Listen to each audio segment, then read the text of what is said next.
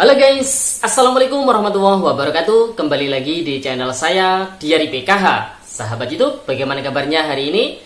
Semoga sahabat YouTube semua dalam keadaan sehat, tambah rizkinya, dan tentunya semakin sukses. Pada kesempatan kali ini saya akan menginformasikan kepada sahabat YouTube semua tentang 4 fakta pencairan bantuan sosial BPNT tunai yang tidak sesuai aturan, bikin Bu Risma kecewa. Nah, kira-kira 4 fakta ini seperti apa? Apakah terjadi juga di tempat sahabat YouTube semua? Simak terus videonya, jangan di skip supaya tidak menimbulkan gagal paham dan tentunya salah paham. Bagi yang baru gabung dan baru kenal dengan channel Diari PKH, saya ucapkan selamat datang dan terima kasih banyak. Saya mohon bantuannya kepada sahabat YouTube semua untuk terus mendukung channel Diari PKH dengan cara like, share, komen, dan tentunya silakan di subscribe channelnya, aktifkan notifikasi loncengnya supaya sahabat YouTube semua tidak ketinggalan di video-video terbaru dari channel Diari PKH ini. Dan silakan di share ke grup-grup media sosial sahabat YouTube semua apabila video kali ini bermanfaat. Oke sahabat YouTube, langsung saja saya akan melanjutkan informasinya terkait dengan 4 fakta pencairan bantuan sosial BPNT tunai yang tidak sesuai aturan, bikin Bu Risma kecewa. Nah, kira-kira 4 fakta ini apakah terjadi juga di tempat sahabat YouTube semua, para pemerhati channel Diari PKH? Simak video ini hingga akhir ya sahabat YouTube. Nah, informasi terkait dengan 4 fakta ini kita peroleh dari surat kabar online yaitu ekonomi.okezone.com ya sahabat YouTube. Nah, di sini hotline-nya yaitu 4 fakta pencairan bantuan sosial tak sesuai aturan bikin Risma kecewa. Dipublikasikan pada tanggal 20 Maret tahun 2022 kemarin ya sahabat itu. Jakarta, pemerintah menemukan bansos, bantuan pangan non-tunai atau BPNT diberikan namun paketnya ditentukan ya sahabat YouTube. Hal ini disebut Menteri Sosial atau Mensosri Risma hari ini tak sesuai aturan yang ada di peraturan presiden atau perpres ya sahabat YouTube. Berikut fakta menarik soal Mensos kecewa dengan bansos tak sesuai aturan yang dirangkum di Jakarta Minggu pada tanggal 20 Maret tahun 2022 kemarin ya sahabat YouTube. Yang pertama faktanya adalah jadi sesuai dengan perpres menurut Menteri Sosial yaitu Bu Tri Risma hari ini, jika suatu keluarga penerima manfaat telah mendapatkan bantuan BPNT membutuhkan telur misalnya untuk konsumsi keluarga, maka sudah seharusnya pihak warung tidak memaksakan komoditas lainnya untuk dibeli oleh keluarga penerima manfaat. Jelas aturannya di perpres, tidak harus dalam bentuk barang, itu pilihan sesuai penerima manfaat dan juga tidak boleh dipaketkan. Jadi kebutuhan itu terserah di perpres itu ada ya, ujar Tri Risma hari ini saat berkunjung ke Kecamatan Lawang, Kabupaten Malang. Kemudian fakta yang kedua, banyak KPM diatur untuk pembelian kebutuhan. Namun yang terjadi di lapangan yang ditemukan Bu Risma, banyak keluarga penerima manfaat atau KPM ini yang diatur untuk pembelian kebutuhannya oleh pihak warung ya, yang telah ditunjuk oleh pemerintah dalam program e-warung atau agen ya sahabat itu.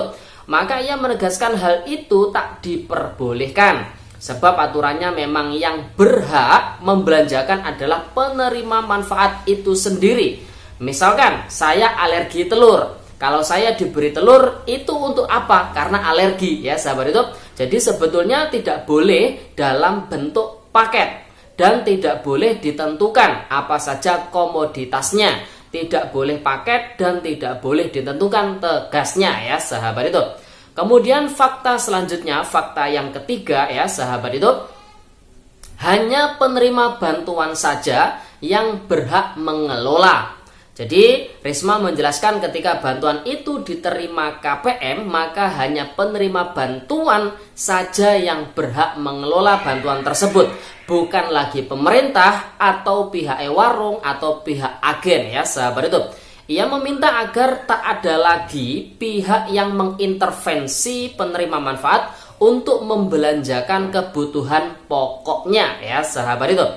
Ya ada banyak ya, banyak sekali temuan. Sekali lagi saya berharap ini penerima manfaat yang berhak. Bukan saya yang mengatur, bukan e-warung, bukan pemerintah desa, bukan agen ya sahabat YouTube. Tapi yang pegang uang atau si penerima manfaat itu sendiri. Karena begitu masuk ke rekening KPM itu, maka sudah sah milik mereka sendiri, milik KPM ya.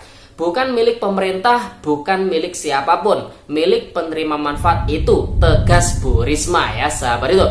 Kemudian fakta yang keempat, mantan wali kota Surabaya ini berharap penerima mengetahui manfaat, juga mengetahui manfaat yang diberikan kepadanya. Tidak hanya berupa barang, namun disesuaikan dengan kebutuhan para penerima manfaat. Penerima manfaat harus mengetahui bahwa di Perpres itu jelas tidak harus dalam bentuk barang.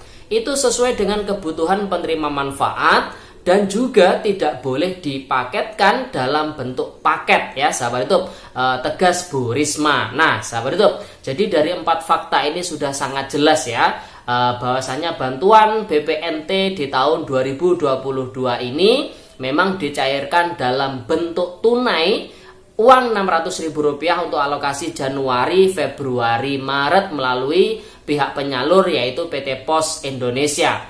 Tujuannya para penerima manfaat ini supaya bebas belanja di warung manapun sesuai kebutuhannya ya sahabat YouTube, asalkan memang masih sesuai komoditi yang ditentukan di aturan BPNT tersebut, yaitu untuk membeli karbohidrat, protein hewani, protein nabati, vitamin dan juga mineral ya sahabat YouTube. Jadi bebas mereka mau membeli komoditas mana yang jumlahnya lebih banyak sesuai kebutuhan mereka sendiri ya sahabat YouTube.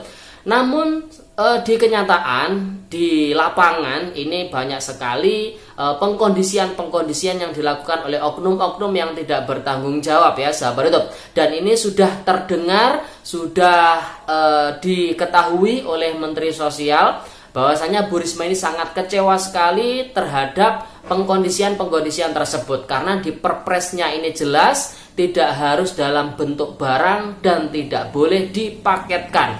Namun kenyataannya masih banyak oknum-oknum di lapangan ini yang memaksakan kehendak bahwasanya KPM ini harus belanja di warung ini, harus belanja di warung ini, harus belanja di agen ini. Jadi sudah ditentukan dan ini terselubung namun masif ya sahabat YouTube. Jadi ini sangat sulit diputus rantai seperti ini, terkecuali ada sanksi yang jelas dari pihak Kementerian Sosial Republik Indonesia ya sahabat YouTube.